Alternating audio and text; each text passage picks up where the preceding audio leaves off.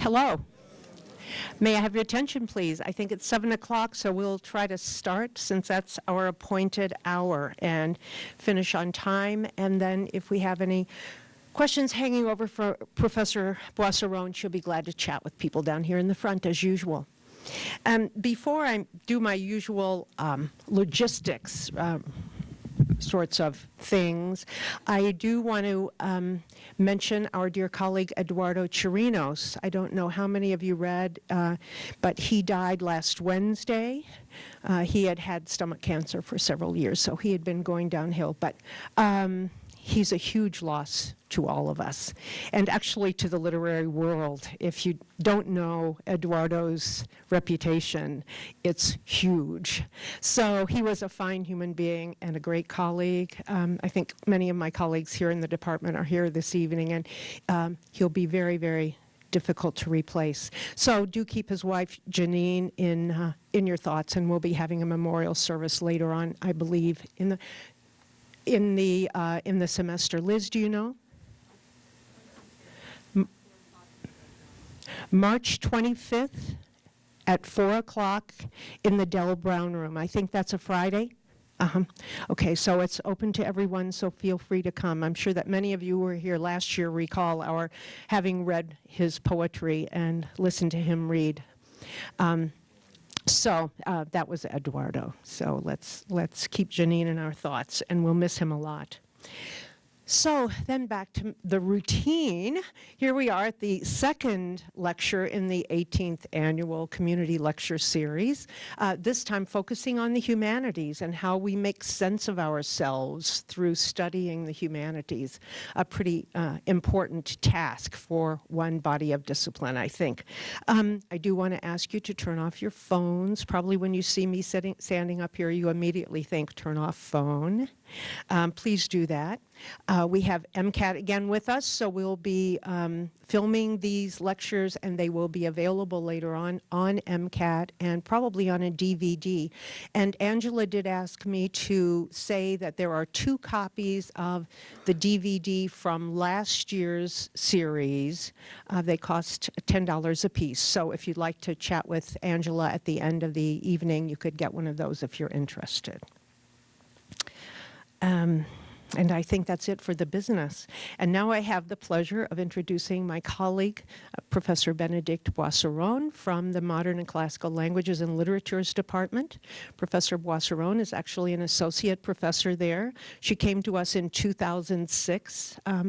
I was thinking that was the year because it was the last year that I was the chairperson, so I got to work with the search, and it was great fun. And it was a Francophone search, which was relatively new to us. Probably you all know what Francophone means, but it just means that her field of research is in an area where French is spoken, but it's not in France. Right?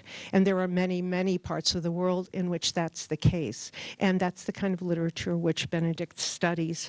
I recall that a few years ago, she had the Alexander von Humboldt Fellowship in Berlin and was able to work on her research there for a whole year and learn German, which is handy because her husband Uli is German. So I hope that helped things along, Benedicte. And she has also won a very important prize, the Nicholas Guillen Outstanding Book Award from the Caribbean Philosophical Association. She's a wonderful scholar, beloved teacher, and she's just a dear colleague for all of us. And I'm really excited to come and hear you talk to us about the naked truth, shame in animal studies and Black studies.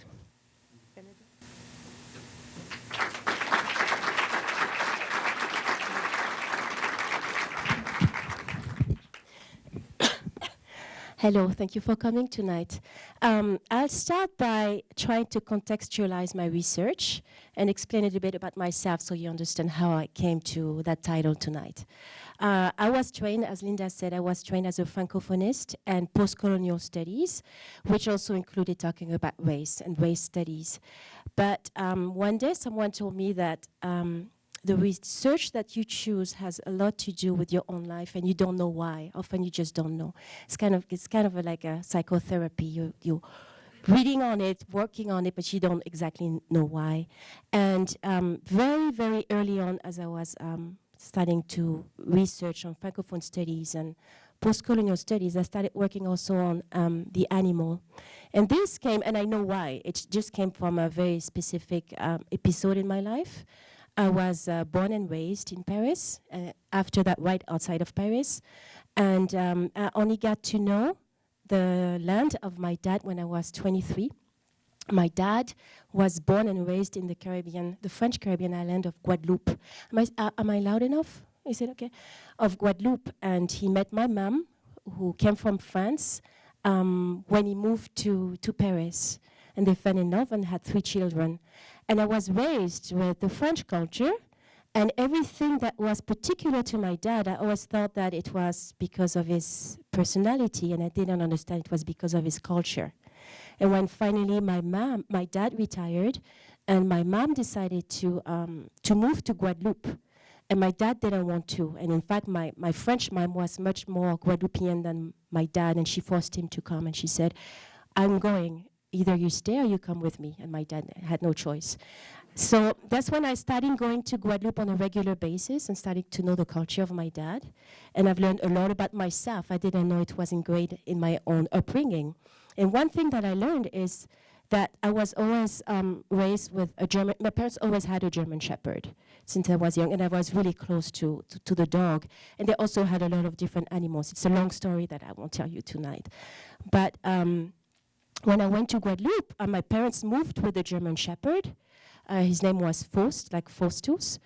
And I noticed that the people in the Caribbean reacted very differently to the dog than the people from France. And they were very scared. They would never enter the premises. So one day I asked my dad, why? Why are they so scared?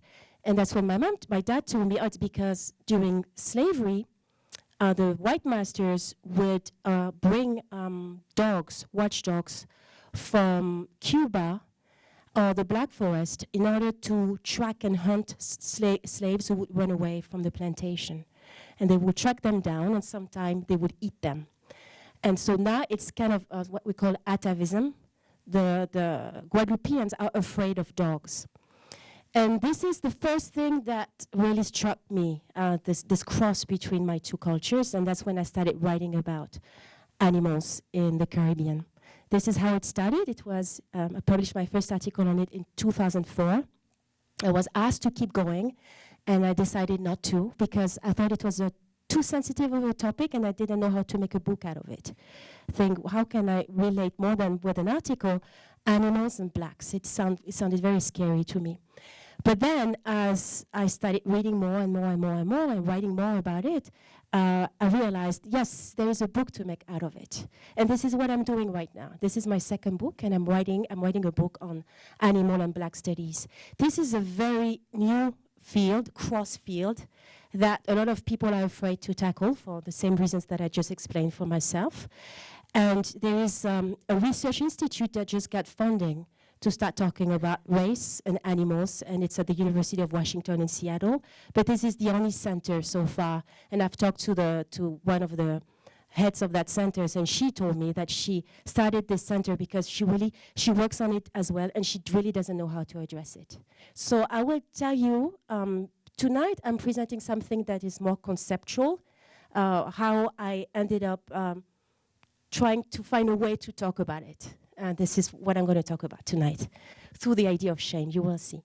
So this is how I started to conceptualize it. It's a book from 1988. I just need to warn you, the next few pictures will be a little bit difficult for sensitive souls, but it's only a few pictures, and then it will become normal again. This is a book from 1988 by Marjorie Spiegel. She wrote the book called The Dreaded Comparison, and that's exactly what I was tackling, this dreaded comparison, what to do with it, and comparing animals and slaves. And this is a very speaking picture, as you can imagine, during slavery. Some masters used this iron machine on the mouth of slaves in order to, for many different reasons. So they wouldn't talk, but also house slaves, some of the house slaves were wearing this so that they wouldn't steal the food or eat the food of the master for many different reasons. They had this machine. So what Spiegel was trying to do is to, she's an animal rights activist, and she's the founder of an organization that is called IDEA, Institute for the Development of Earth Awareness. And her book was very popular because it really touched a chord for animal activists. This is a way to claim the same rights for animals that we used to claim for racialized beings like blacks during slavery. She says, you see, if we did it for slaves, for blacks, why can't we do it for animals now? Why don't we see that there is something similar between the two? And in her book, she has pictures such as this one, when you compare the elephant to a slave, both of them in chains. And a last picture from the book, I just chose 3, this one. This is a slave ship, and you see how slaves were just parked in a slave ship, and this chickens. So this was a very powerful book, of course, and it got very successful, and it has an introduction by a famous African-American writer named Alice Walker. She's the author of The Color Purple. And Alice Walker explained how great the book is and how urgent this kind of comparison is. When I read the book, I was at a research place for 6 weeks with scholars working on animal rights and animal studies. Most of them were vegan. One was vegetarian. I was the only one omnivore, and I felt very uncomfortable. It was not an easy situation for me. I came from a different background. So what I'm doing tonight is not about activism. There is no political agenda. It comes from a intellectual and scholarly perspective. So what I asked the people who were there, who were much more engaged than me, I said, do you find that comparison valid? What do you think of that comparison? And they all said, yes, of course. This is how we will reach rights for animals. And I do understand that it's a very convincing comparison, and it will work, as we say, for animal rights. But I had some concerns about it. But they didn't seem to share those concerns. And then I started researching about that book.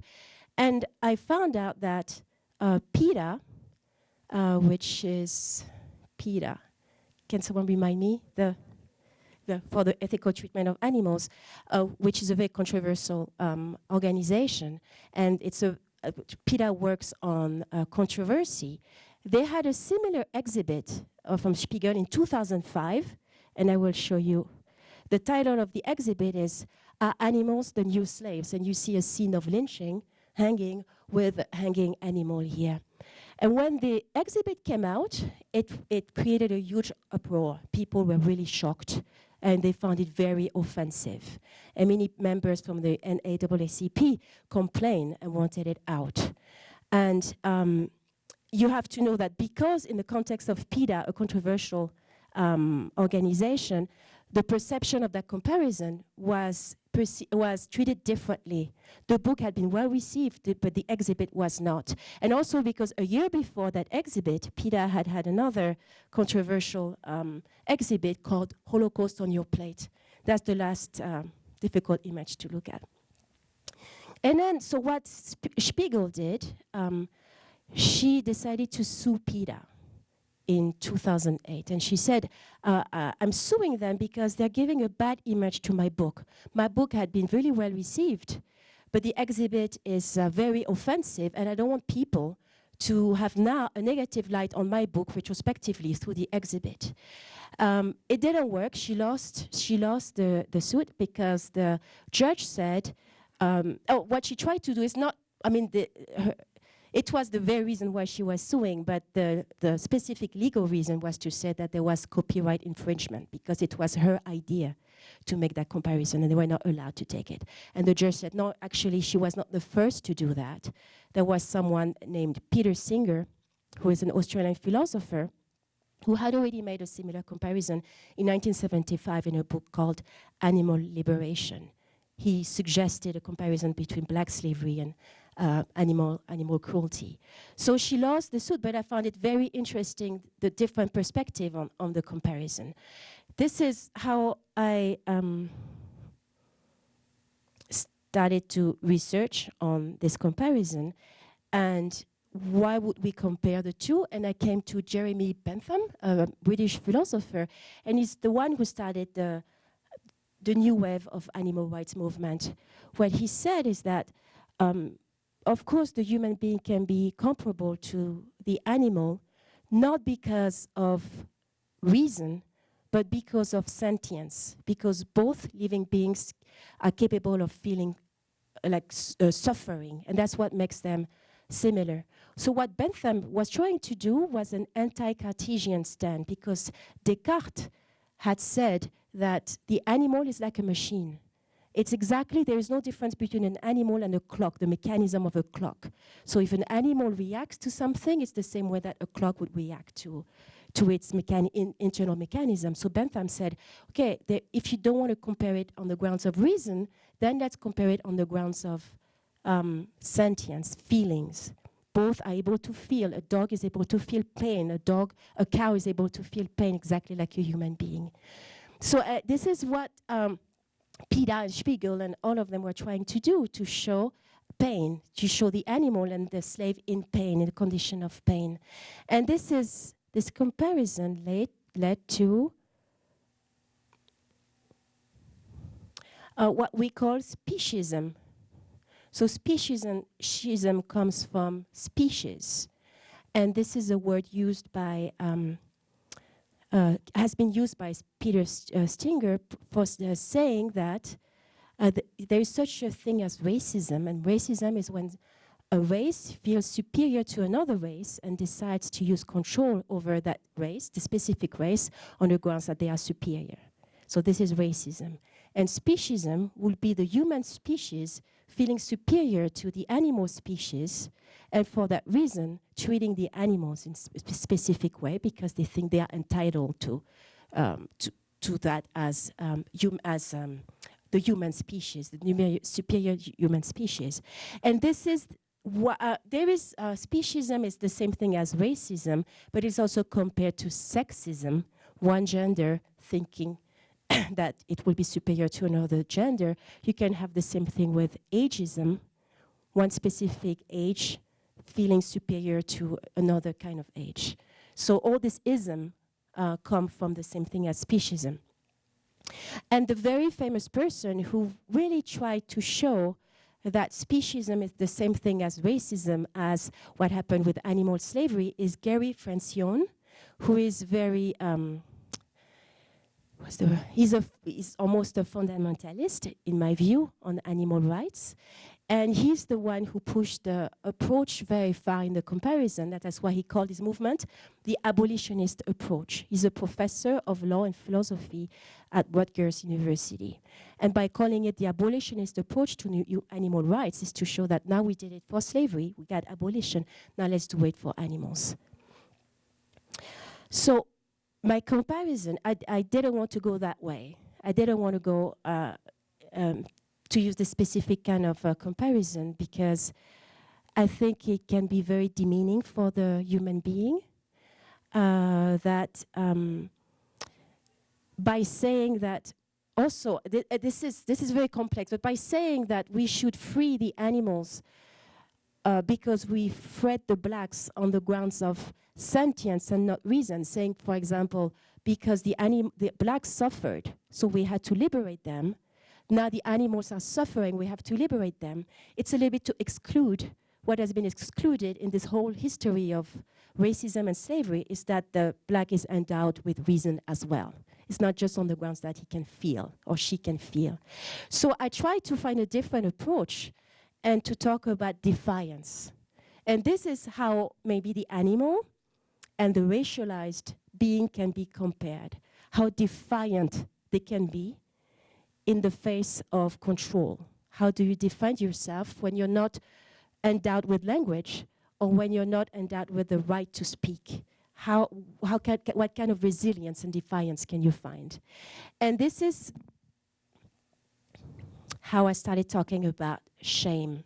Shame and nakedness. So very briefly, how was black slavery justified? It was justified through the Bible. This is the story of Noah. So Noah had a vineyard, drank wine, got drunk, and slept naked. Ham went into the room, saw Noah naked, went outside, told his brothers. His brothers were very offended, walked to their dad, covered their dad, and then when the dad woke up, they told the dad what Ham had done, and the dad was extremely offended and set a curse to his son. And this is the curse. He said that to Ham that his descendants, his offspring, will be cursed, will be doomed to eternal servitude. They will be slaves forever because because Ham saw the naked body of his dad. So there are many explanations why would he feel so offended by the dad. Some research has said that it's because nakedness is associated with incest and there must be a taboo, a sexual taboo in the story. Other people just said because in a authoritarian or no, patriarchal system, nakedness is the best symbol of losing face. You lose face when you're being seen naked, and it's the same for all of us. And this is why it was so offensive. But now the story goes that Ham was supposed to be black. He was supposed to be the black brother. And this comes from the Hebrew word Ham. Some people misunderstood the word to mean black, burned. But Greenberg made research on it, and it's the wrong spelling. It doesn't mean black, but this is how it's been understood for a very long time. And even the abolitionists accepted the meaning as Ham was black. Even the black clergy said, I know Ham was black, but. And this is how black slavery was justified. So now you have Noah that you can see if you transpose that into a slavery context. You have Noah, the master, versus Ham, the slave. And you can explain ideologically the plantation society, the plantation system, black slavery, through the taboo of nakedness, right? Ham saw his dad naked, the slave saw his master naked, and that's how he ended up doomed to eternal bondage. And this is how the plantation works, and this is what I want to say. In the plantation system, you have the master and the slave living together, the house slave, and there is no outside world. This is independent system, and there's some treatment happening within that plantation space, and nobody outside of that plantation can see it besides the masters and the slaves. And this is what we can call, in French, a huis clos. A huis clos, I don't know if you know the play by Jean-Paul Sartre. In English, is No Exit. And Jean-Paul Sartre explains hell as a space where people, it would be like us right now, you close the door for eternity. You have no mirrors, you have no windows, you have nothing, and all you can do, and you cannot blink. In the play, you cannot even blink. So you don't have 1 minute of peace from all of you. It's same for me. And this is why Jean-Paul Sartre said, hell is the others. It's because the only perception of yourself you can have is through the others. So if I have anything on my face, I don't have a mirror, I have to ask you, do I have something on my face? Am I okay? Do I look okay? And you cannot close your ears, so if someone is speaking, you cannot make them quiet. And this is what hell is about, is that there is no escape, no exit. And this existential concept, you can transpose it into the plantation system. You had this plantation in the middle of nowhere, for example, and the slave and the master were doomed to eternal togetherness, if you will. Nobody could leave that space. But the difference between the slave and the master is that the master lived his life or her life oblivious to the presence of the slaves because they were used to it. They were living their lives, and the slaves were attended to the slaves, to the masters, and observing them. So there is a sense that the master never looked back at the slave because the slave, his presence was a given. But the master looked at the slave. So in that ambivalence, in that duality, you can see that there is a disadvantage for the master. He's being looked at, observed, potentially judged, but nobody's looking at the slave. And this is what I call by this huis clos, this existential nightmare, is that the master cannot escape the gaze of the slave because the slave is here to attend to his needs. And this is how another French philosopher defines shame. It's often been said, presented that way. Shame is the feeling of nakedness. You are naked and the other look at you, at yourself naked. This is the difference between shameless. For example, shameless, you dance in the streets naked, you are shameless. But you dance in the street while you're naked, but other people are dressed and looking at you, it becomes a shameful act. So shame is exactly that. You feel naked, you would like to hide behind the chair, but there is no place for you to hide. You have to expose yourself naked. This is the expression of shame. And in the plantational system, this is what you see. You see a condition where the master ends up naked, totally exposed, with no place to hide. And the slave had a chance to escape, had also a chance to escape the gaze of the master if the master wished to look at him. He had the woods. And you probably heard about the Maroon community, the Maroons, which are runaway slaves. It's when the slave couldn't stay in the plantation any longer, he would run away into the woods. And they started societies and communities in the woods. And after a few months, they would come back sometimes. They would get their punishment, but they had their time out. But the master is in his own home. He has nowhere to go. And this can be seen as a disadvantage. And this can also explain the dynamic of the slave and the master by Hegel, who said that the master feels empowered. Any kind of masters, he was not talking about slavery. The master feels empowered because he has control over over the slave. The slave works for him. But what Hegel said, if you really think about it, who has the control?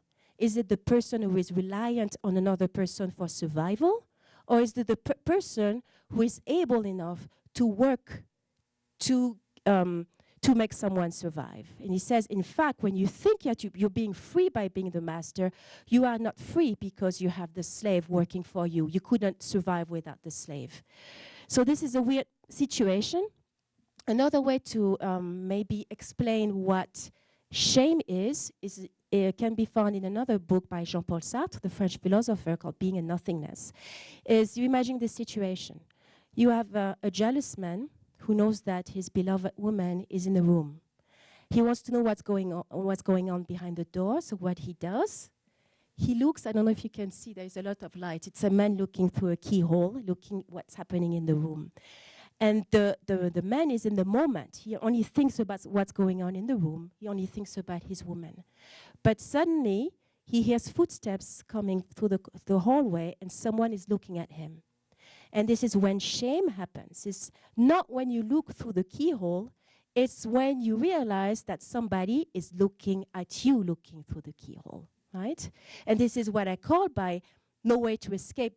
Damn, someone is looking at me, and I suddenly feel naked. This gaze on you. This is like the gaze of the slave for the master. Now, how does it relate to animals?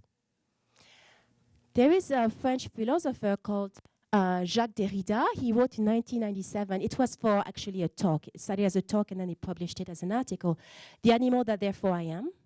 And in his lecture, Derrida explained that what is fundamental to understand your consciousness and your self-consciousness is the relationship to the animals.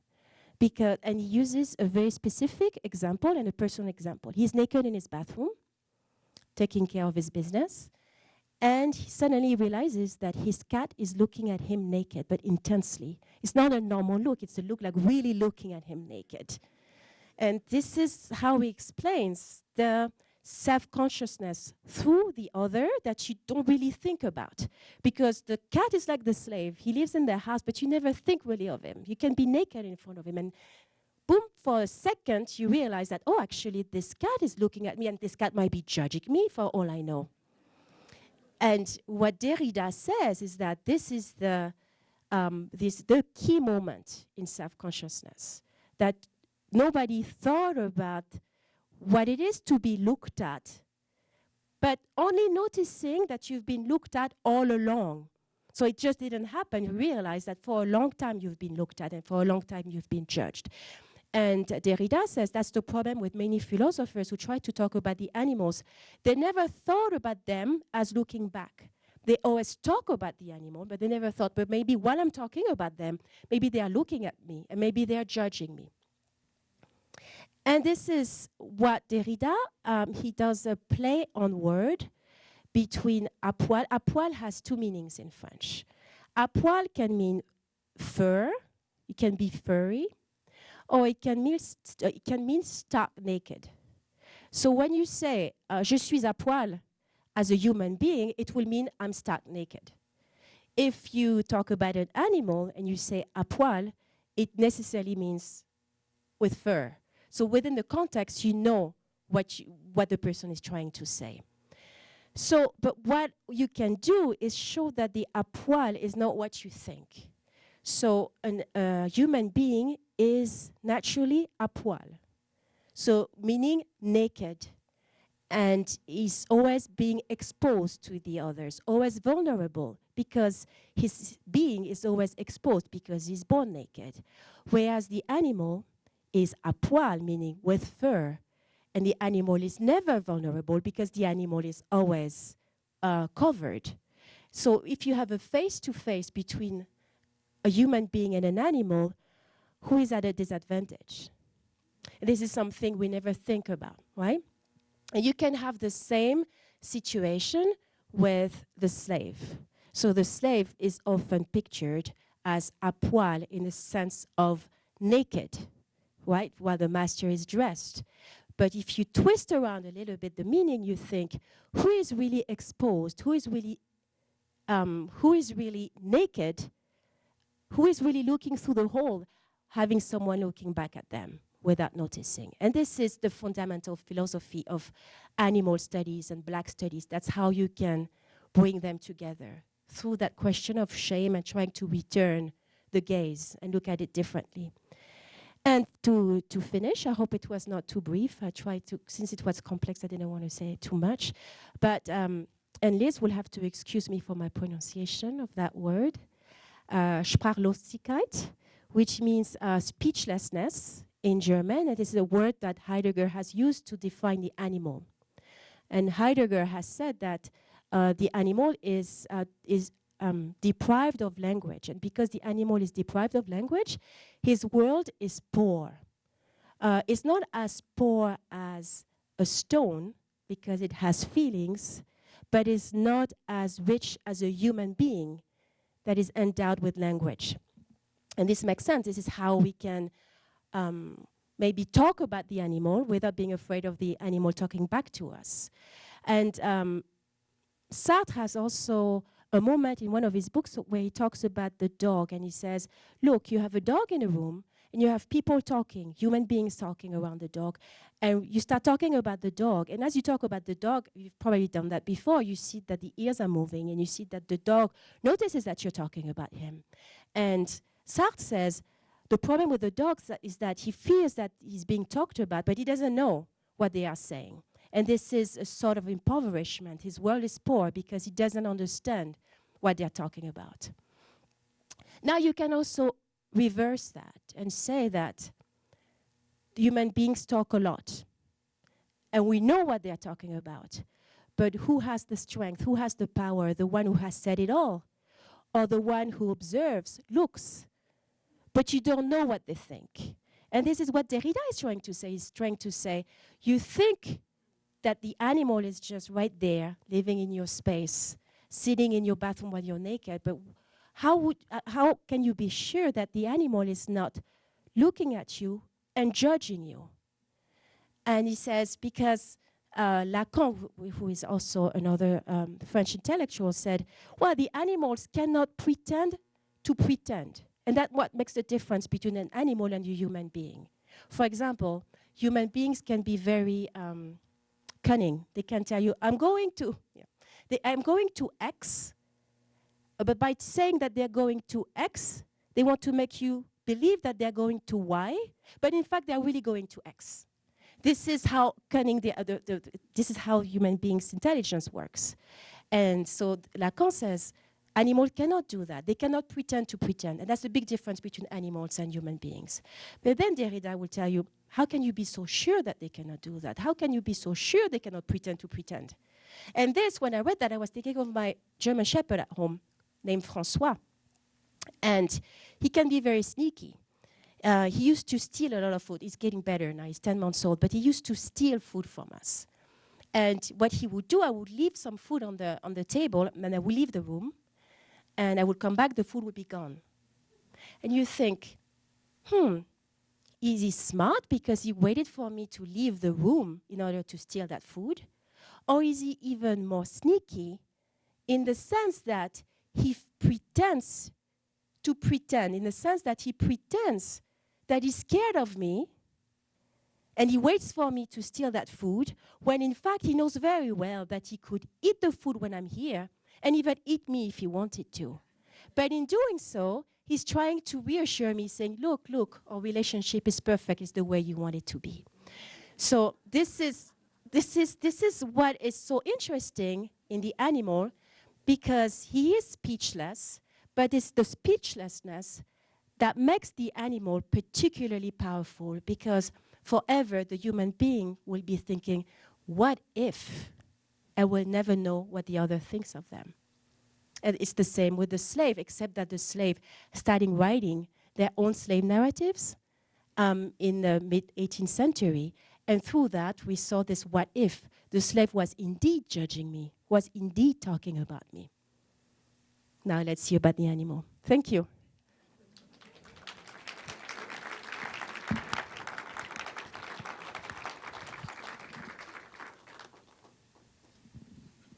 Benedicte, thanks very much. I doubt we'll ever look at our pets the same way again. I don't know. I've always suspected this about my cats, but okay, so who has questions for Benedicte? And I think I'll hand the microphone over to her, and I'll just, as usual, try to find the people who have their hands up. So who has a question? Right back there, Ken. Thank you. Thank you so much. That's wonderful. I love the connections you're making among different thinkers. My background's in American literature, and you mentioned slave narratives. And when you read a Frederick Douglass or a Harriet Jacobs, they often focus on how a plantation was a surveillance system. It was actually a system of control through oversight, through careful management of their time and observation of what they were doing. In other words, you have the master, at least through the overseer, gazing upon the slave and trying to control the slave. So I just wonder if that complicates your image of the plantation, the master-slave relationship in any way. So. Yeah, this is exactly the same situation with slave-master dialectic, the Hegelian system, or where you think that the master is in control. The master thinks he's the only one watching, not gazing, not looking at, but watching the slave.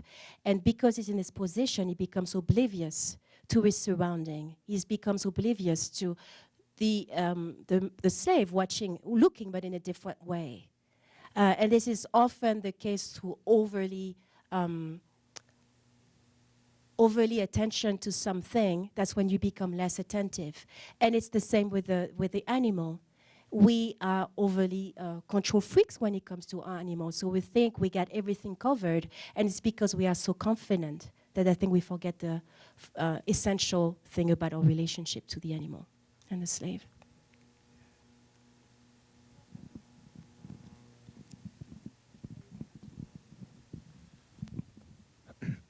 Hello.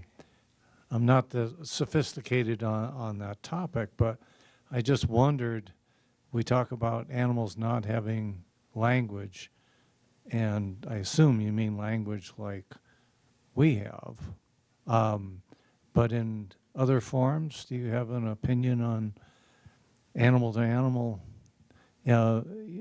exchange of ideas and feelings? Yes, yes, of course, when I said language, I meant the logos, really the rational mind of the articulation of the human language. But of course, it's something that a lot of scientists have looked at. How do they correspond? How do they correspond among each other? And how do they correspond with us as well? But I think this is the thing, is that somehow our language is very much present in the house for the house pet. But we do not know. This is something that we will never know, and this is why we cannot pierce. We cannot have total control over the animal, is that we will never know how their language completely.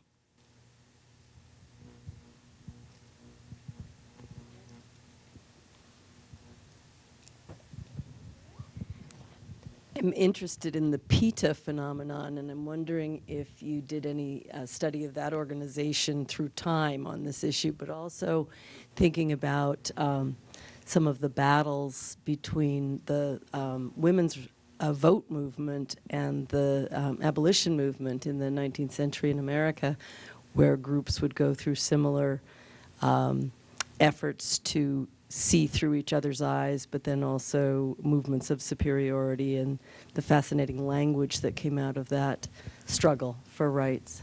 Yeah, when it comes to PETA, I think like everybody else, I know what we know about them. Some people are strong opponents and some people are strong supporters of PETA, but I know it's a very controversial organization.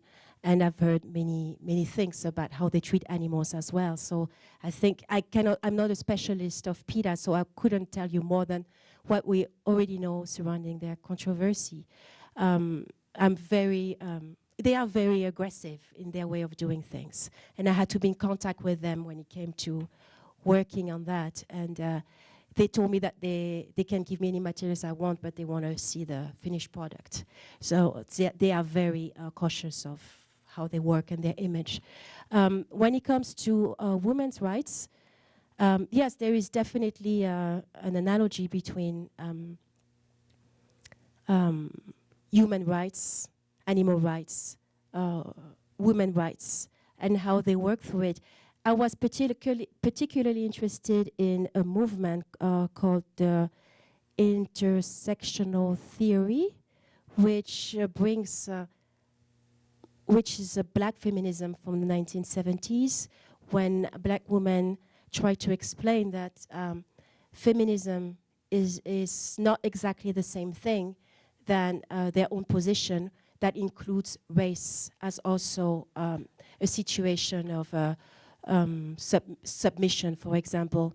And this is how the whole interspecies animal started, with the word intersection, how we cannot only take into account one element in terms of oppression. You cannot only think about gender, but you also have to think about social class, you have to think about race, you have to think about many different economical factors, you have to think about many different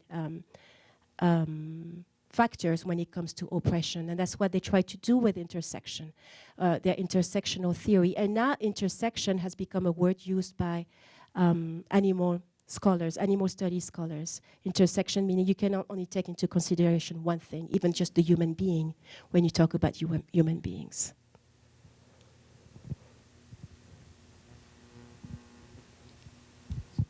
Thanks, Benedicte, for the great thought-provoking talk tonight. I want to follow up on what Laurie was bringing up from a slightly different angle.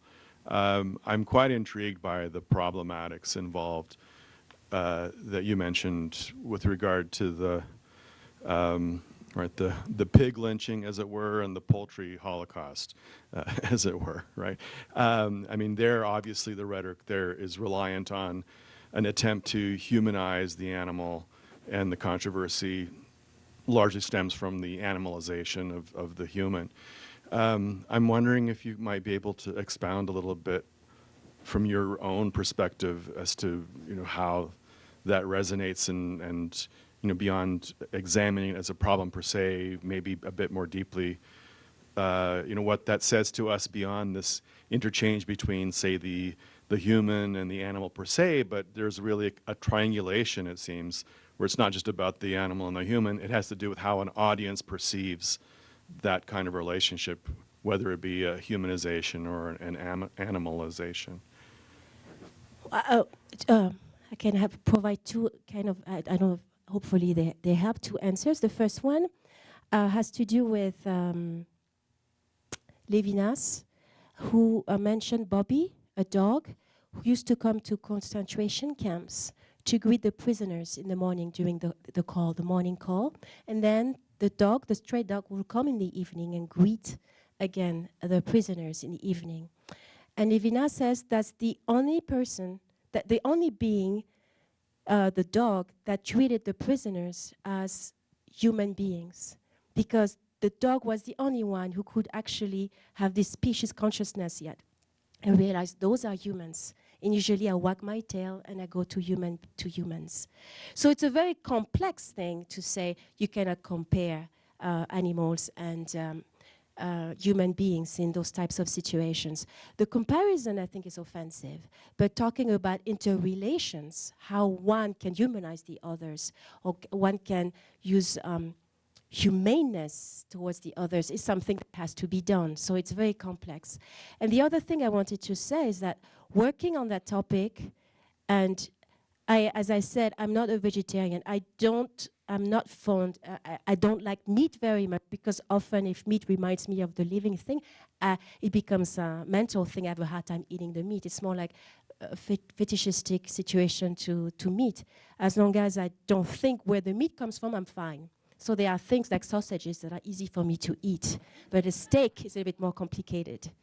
And I had to think what it means to talk about animals and to be concerned with the mistreatment of animals and still not be a vegetarian. And there are a lot of works that talk about veganism and vegetarianism, but it's really hard to find a text that will explain how to be an omnivore in a context of vegetarianism and veganism. And I just found it. It's by a French named Dominique Lestel, and his book is called L'Apologie du Carnivore, which will be translated very soon as the Carnivore Dilemma, which resounds with the Omnivore Dilemma. And he's trying to explain, it's really hard to defend yourself when you eat meat in front of vegetarians or vegans, really difficult. He found a way to twist it again. And he's, it's not hard? No, I don't know. I was surrounded by them for 7 weeks, and I have to admit, it was really hard for me to explain why I was still eating meat after everything I heard. But I think he found a good way to put it, I think. Tell me what you think. He talked about speciesism, and he said that speciesism comes from a sort of racism when you use animals, you eat animals, because you think you're superior to them. Your species is superior to them, right? This is what speciesism is about. But Dominique Lestel says, but this is ultra-speciesism not to eat meat, because the human being is an animal. And as an animal, animals, panthers, eat meat, eat other species, animal species.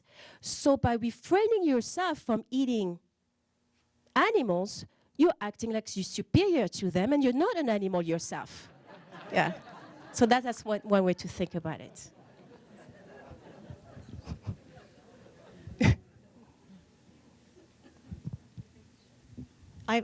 Just one little question, and somebody else will come up with a question. I remember some years ago in my own studies, I was working with Sappho, Greek poet, female poet. We have very few of them, very little of their work left. And even Sappho's, of whom we have the most, is very fragmentary. But one of the scholars I was reading was pointing out that in Sappho's work at several different places, it looks as though she may be responding to passages in what we think of as Greek literature, all written by men, as in Homer, right? And one of the things that the scholar was pointing out is that the female in that society was not the decision maker, not the powerful gender.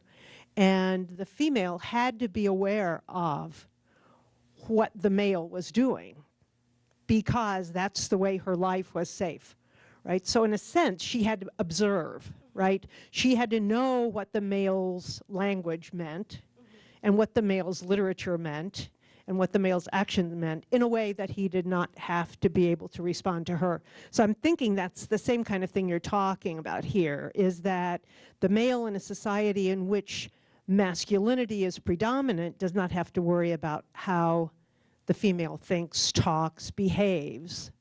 The female really has sort of an advantage in that she knows how the female behaves, but also has to know how the male behaves. Right? That's exactly So, it. so it's the same kind of thing in this Yeah. in this sort of society in which masculine was predominant, but the female, in order to exist, has to be able to understand things which the male doesn't Yeah. have to understand. This is the case in many underdog stories where the underdog observes. And because he feels threatened, so he has or she has to observe in order to protect herself. So as an observer, she's much more empowered than the person who just acts and is being observed. Yeah. Totally. More questions. Here's one.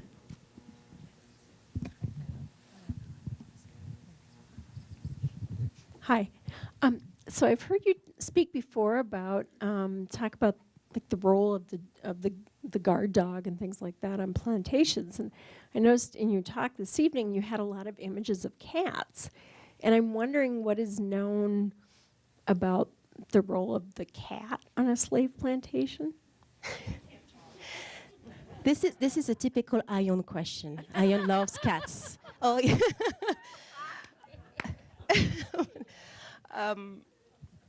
That's a very good question. And I'm trying to rack my brain. I have no answer. I don't remember coming across stories about cats in the plantation. They must have, I'm sure they were around, just laying around. And the dog had to work. He had to do all the work. What? The mouse. Okay, maybe the mouse. I don't know. They work at night. They are not being observed. Yes.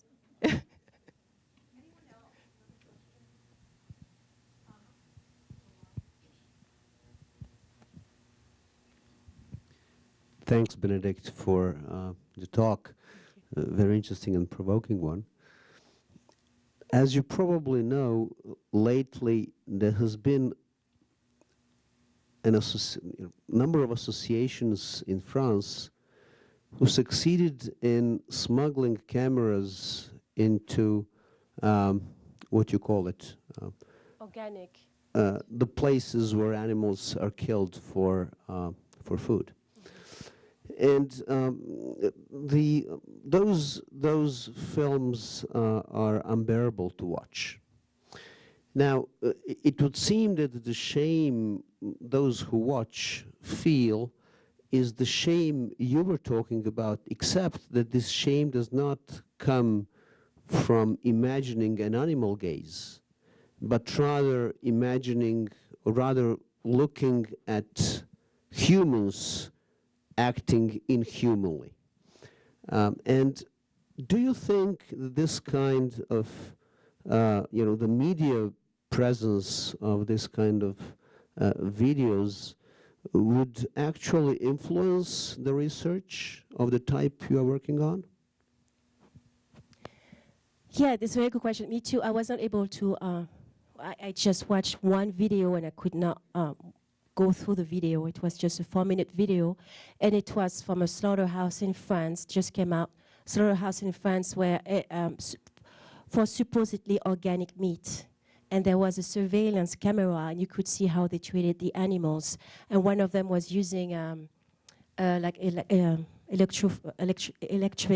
thing, and just to laugh, was just electrocuting the animal and laughing at the same time. And they were just throwing sheep against the wall like they were already dead when they were alive.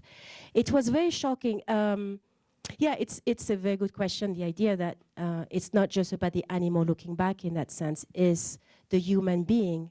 It's like exactly like the keyhole, except that it's a human being looking at another being without the human being knowing right away, but later on will see himself being looked by the other. And this is also the epitome of shame. It's exactly the same thing, even though it's not the animal looking. For me, it's the same thing as this embedded pattern where you don't, it's not about being looked at the moment, because most people act appropriately when they know that they are being looked at. What creates the shame, it's always this, what we say in French, this décalage, this belatedness, knowing after the facts that you've been looked at. And usually there's a theory in French philosophy that says that human beings will act ethically most of the time, not because they are internally ethical beings. It's because you always have the third eye and you always feel like you're being looked at, whatever you do. So for example, I'll give you an example. You see a wallet on the street. Will you pick it up because you know it's not good to take something that is not yours, or it's because you're afraid that you're going to be looked at as you pick it up? Many people will choose I know the first option, but you see what I mean. It's just an example. That most of the time you have this consciousness of being looked at that makes you act appropriately in many circumstances. But there are moments of relapses when you forget that third eye, and this is the moment of shame, when belatedly you notice that you're being looked at. And I think that's something that, of course, should be included in the discussion of shame and animals.